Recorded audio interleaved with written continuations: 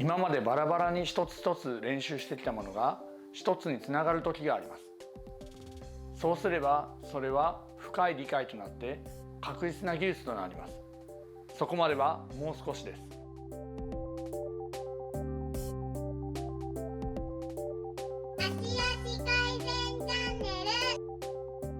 前回までゆるか肩歩きセカンドステップをやってきています。立ち方から始まって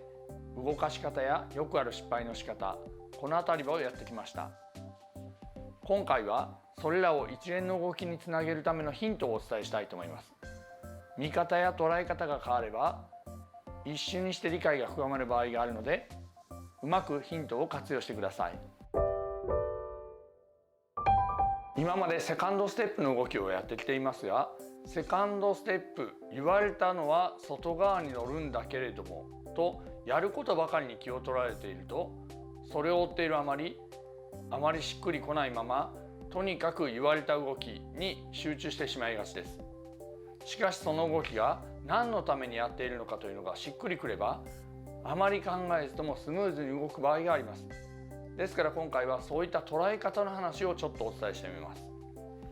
まずこのゆるか肩歩きのセカンドステップというのは、考え方としてはとにかく自然な歩き方にしたいというところから始まっています。少し違う言い方で言ってみましょう。例えば皆さんはこのような形で片足立ちをしなければいけないという場面があった時、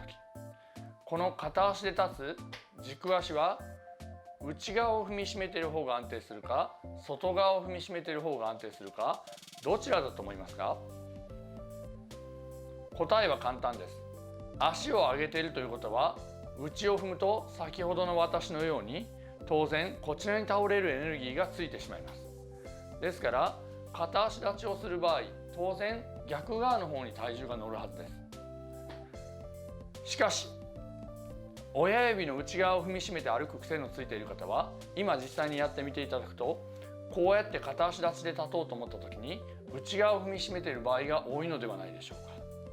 実際にそれでもバランスよく立ててるよなんていう方もおられるかもしれませんが、その場合上でバランスをさらに取らなければいけないことになってたりします。もしくは無用な力を入れてバランスを取っている場合もあります。このような形を代償というふうに言います。もう一度戻ります。基本的には歩くというのは片足立ちの交互だと思っていただきたいのですね。そうすると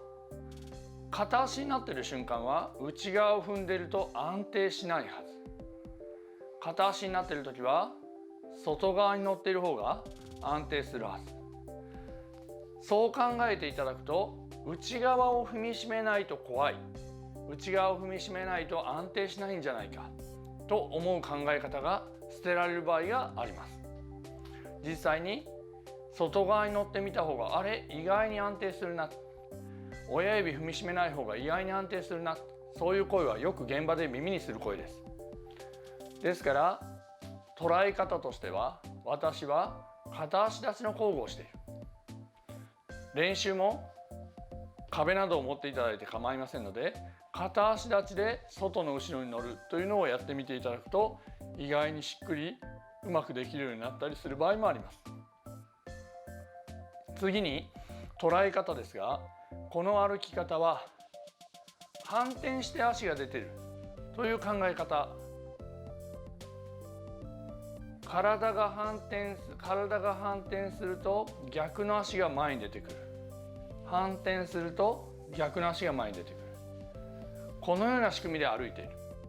これは日本古来の歩き方でナンバ歩きというのがあります。このナンバ歩きというのは手と足が同じ方向に出る歩き方なのですが、本来は昔の日本人はこのような歩き方で歩いていたと言われます。ですからこれは特段新しい歩き方ではないということです。この歩き方は足の理にかなった自然な歩き方。反転してでんでん太鼓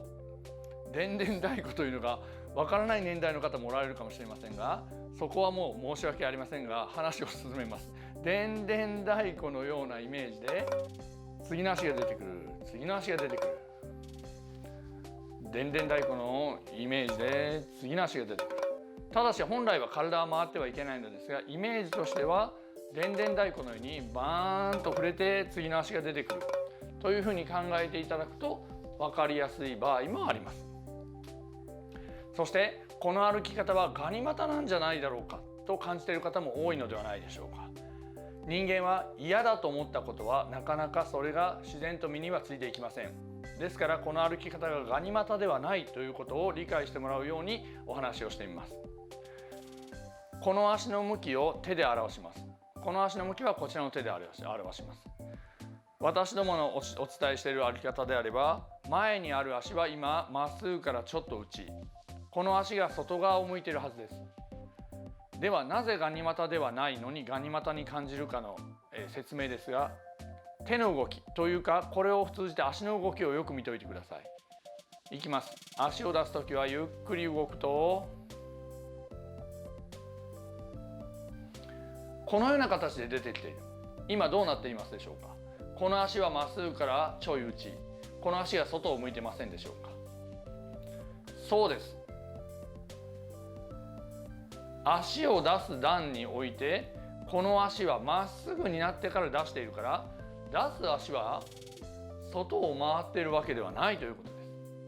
す。まっすぐになってから出てきている。ではどちらが開いているかというと、こちらが開いているということですね。開いた足がなぜ開くかというと、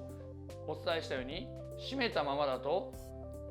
出ていきにくいというのは道理です。ですから自然とこの足は入れ替わるようにしてこんな感じになるはずです。そうすると足は出ていく足はまっすぐなのでガニ股には見えない。では実際私たち皆さんはどう歩いてたかというと、このような感じ。こうやって見てみれば不自然なのがわかると思います。ですからご自分でも足に手をつけてみていただいて、このような感じで練習するのも一つだと思います。今私がガニ股で歩いているように見えないように、あなたがこの歩き方で歩いても決してガニ股にはなっていません。むしろこのように締めてしまうと無理に通ろうとしてしまうので、あちこちが無駄に太くなったり痛めたりしてしまいます。イメージは次の足が出ていくときに蓋をしたままだと出ていきにくい、蓋を外してあげると出やすい、押し出されると勝手に外に行く、そういうイメージでしょうか。そして最近私がお伝えしているので皆さんがイメージが分かりやすいと言われるのが、一度足の話ですが手の方に移ってみます。